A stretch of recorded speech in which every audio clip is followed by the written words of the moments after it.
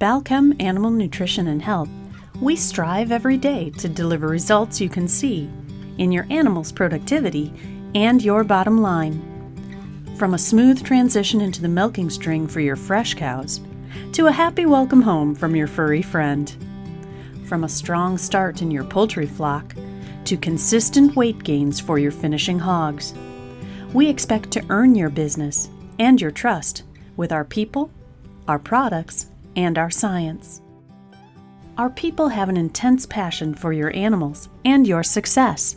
You can count on us for honest, candid advice and practical solutions for your toughest challenges. As the global leader in choline production, chelation, and encapsulation technology, we take our obligation to you and to the environment seriously. Our products are backed by the most extensive and thorough research portfolio, while our business is committed to advancing environmental sustainability and animal welfare. In the end, it all comes down to results. Balchem delivers real results you can count on, results that exceed your expectations, and results that bring true value to your bottom line. Leading the charge to meet the nutritional needs of ruminants, monogastrics, and companion animals, Balchem offers a growing portfolio of nutritional products and a dedication to innovation and industry sustainability. Balchem is here to solve today and shape tomorrow. Welcome to the 2021 Florida Ruminant Nutrition Virtual Symposium. In this group of presentations sponsored by Balchem, we're focusing on a practical guide to reaching net zero carbon emissions. These recorded presentations will serve as the background and basis for our live discussion on Thursday, May 13th, 2021. This presentation is focused on waste management and renewable energy utilization by Caleb Harper. Caleb is the Executive Director of the Dairy Scale for Good initiative, working to help U.S. dairies pilot and integrate new technology and management practices to reach net zero carbon emissions by increasing farmer livelihood. Dairy Scale for Good is one of a portfolio of strategic initiatives that support the U.S. dairy community's commitment to environmental stewardship. DMI is the national research and promotional group representing America's dairy farmers. Caleb, please take it away. Great. Thank you so much for the kind introduction. So today I'm going to walk through a presentation related to specifically energy use and generation related to manure handling on a dairy farm. I think it might be good to start with a little bit of a larger question. And that is, on the graphic to your left, you'll see from 1944 to 2007, the milk industry's, dairy industry's accomplishments in the production of milk, using 90% less cropland, 76% less manure, and so on.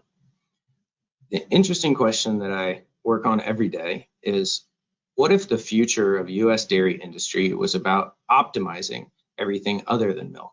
Not to say that we're still not going to optimize for more milk, but in the future, I believe, and the work of the Net Zero Initiative is tailored towards the proposition of value being created on the dairy in a number of different ways, and those ways all being associated with what we call ecosystem services, so that carbon becomes a revenue generator, producing less water, additionally generating revenue, and so on. So I think it's an interesting moment, kind of the climate of our corporations that are making pledges to net zero. Of course, that started with things like Facebook and Amazon and Apple and Google and Microsoft setting targets for net zero on anywhere between 2030 and 2050.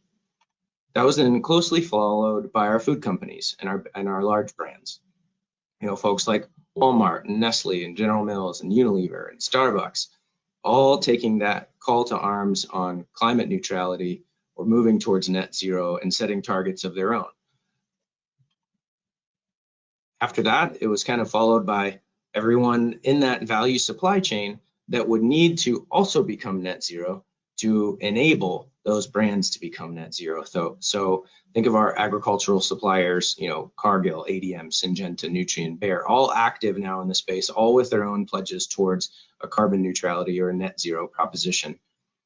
And there's never been a time in history where the kind of headwinds of the corporate culture, the headwinds of the consumer, and the headwinds of politics were so strongly aligned. Of course, as we saw now, President Biden on the campaign trail talking about net zero emissions in agriculture, or pelletizing chicken manure and horse manure and cow manure, and the financial benefits that could be found. So I think it's a moment in time to recognize that there has been a big shift in the consumer desire. That shift has then caused a ripple effect through tech, through big food companies, through big agricultural companies, and of course, now through politics. And so we would expect that over these next 4 years, we'll see an awful lot of movement towards this concept. So if we look at a dairy farm and where the emissions are produced, this was a study done by Greg Toma and his research counterparts. And what you're looking at here is a pie chart of all of the emissions related to dairy farming. Well, really to the production of milk. So another way to look at this graph, rather than get confused by all the numbers, is just focus on the number of farm energy, manure management, enteric methane, and feed production. That's all emissions that are happening field to farm gate. So if you look at it in kind of a funnier way, this is what it looks like. Approximately 70% of the emissions related to producing a gallon of milk come field to farm gate, followed by processing, distribution, retail, and consumption. So my work and the work of my colleagues at DMI on the Net Zero Initiative is to really focus on that 70% of emissions and provide a pathway towards reduction of those emissions, as well as economic benefit for our nation's dairy farmers. A lot of the numbers that I'll be using today can be found for reference in a recent publication by the World Wildlife Fund, in 2021, entitled An Environmental and Economic Path Towards Net Zero Dairy Farm Emissions. So this, think piece and this thought leadership piece from Jason Clay and his group at World Wildlife Fund really tried to walk through a dairy and all of its emissions and all of the technologies and practices that could be applied. So I would encourage you to read this on your spare time if you want to try to put all of these pieces that myself and my colleagues are going to talk about today into a cohesive whole. So let's start with energy use and generation. I think it's important to recognize that we will have opportunities to create additional revenue by going to net zero, and of course opportunities to reduce emissions and improve water quality and quantity. Those opportunities are not always aligned. So in the case of energy use and generation, while we're only talking about 4% of our total emissions, we're talking about roughly a quarter of the new revenue potential being created by moving to net zero. And that means the conversion of biogas into renewable natural gas, optimization of LED lighting and other on-farm energy uses, and of course the supplementation of renewable energy sources on-farm. The lion's share of that economic contribution today is being enabled through a program called the Low Carbon Fuel Standards Program in the state of California. So what you're looking at here on the left-hand side is what's the conventional natural gas price has done between January of 2019 and September of 2020. You'll notice in that time period, it stayed relatively flatlined between somewhere south of $3.50 and somewhere north of $2. So the value of conventional natural gas is not changing and has not changed. However, on the left-hand side, what you see, it's not an exact comparison because on the right-hand side, you have MMBTUs or million BTUs of energy. On the right-hand side, you have the value of what's called that low carbon fuel standard or LCFS credit price. And that's something that gets layered on top of the natural gas value if that natural gas is created from a renewable source. So you'll see from approximately 2014 to 2021, there's been a huge rise in the value of the LCFS credit price. If you were to equate this to an MMBTU, you would think on natural gas on its own, roughly in the neighborhood of $2 to $3 an MMBTU. And today's market price, with the LCFS credit applied and the federal RIN credit applied and the value of the gas applied, all stacked together, this value is going to be north of $80 in MMBTU. So this is what's driving a huge boom in digester development in the United States. And a 40x multiple draws in new money into animal agriculture, specifically dairy, pension fund money, private equity money, venture capital. These are proven assets that have a valued market, and that market is driven primarily by the state of California wanting to incentivize renewable fuels for transportation versus fossil fuels. It's now being expanded in 5 other states, and depending on how that legislation goes, we would end up with an even more stable market. It might kind of find a price normalcy in that time period. And so this is really, the backbone of what's driving that value proposition that we're seeing, new digester development across dairies. In addition to not only new digester development on singular farms, we're starting to see really interesting collaborative models. So I just want to highlight a couple here. This is a California model from a company called CalBio, where they have a network of infrastructure. You'll see that in the blue lines on the Google Maps image. That is low pressure transmission lines for gas.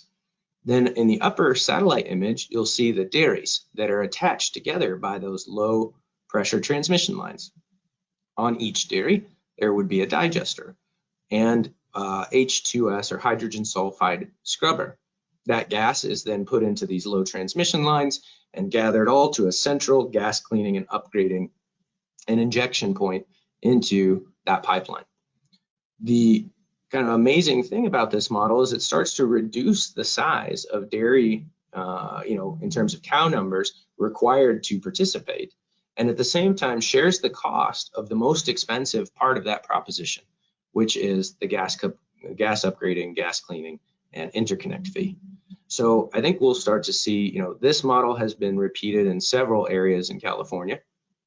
And I think it's one that just goes to show that when there is a market, there is innovation. And this kind of collaborative innovation we can expect to keep decreasing the size of dairy required to participate on this kind of collaborative framework.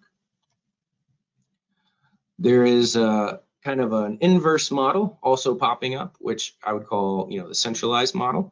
This is a project out of Wisconsin, where instead of dispersing the digesters on everyone's farms and then taking the gas in transmission, you're actually concentrating all of the digesters in one physical location and then either piping or overland trucking the manure to that location. Of course, this requires a high density of dairies in that area to become, economically viable. But you can see from this kind of press announcement that was made recently that there is a $60 million investment to bring together a 16-unit community digester with a number of different dairies, either pumped or overland trucked, and is expected to be fully operational by the end of year 2021. So, I would continue to expect that with things like, electrification, which is the next step beyond renewable natural gas in terms of a renewable transportation fuel, we'll see even more innovation, because more farms have access to an electrical grid than have access to a pipeline. This can also continue to decrease both the risk required in the capital, but also the size of farm required to participate in this kind of revenue generation. We're seeing interesting things in the digesters. What you're looking at right now is a food waste processing center on site at a dairy in Pennsylvania. And, the interesting part about this is the dairy, if the products that are being co-digested were destined for a landfill, then the dairy gets to put that on its carbon balance sheet, that it took something from off farm onto farm, destroyed the greenhouse gas potential, and then starts to actually become a sequestering asset, or really in this point, an avoided emissions asset, to get their balance sheet to not only go to zero, but to start to potentially go into negative. So, as we look across the entire dairy from enteric, which you've heard more about from my colleague, to feed production, to manure handling, feed production and manure handling have the opportunity to start building either a carbon reserve in the soil or avoiding a lot of emissions from landfills and taking credit for that from a greenhouse gas perspective. So in the work of Dairy Scale for Good, our pilot program, try to put everything on a P&L basis for a dairy farm, because we know as folks that work for the dairy industry that if we can make it economically viable and environmentally viable, we're going to really scale adoption. So what you're looking at here is pretty simple accounting, also published in that World Wildlife Fund paper. This accounting is based off of the production of electrical energy. The kind of market for the renewable natural gas is really changing quickly, so it's a conservative way to start line iteming what does the cost look like, from digester cost to fiber separation, in this case, the generator and the interconnect, against the operating cost of those assets, and of course, the same analysis for the cost of the digester.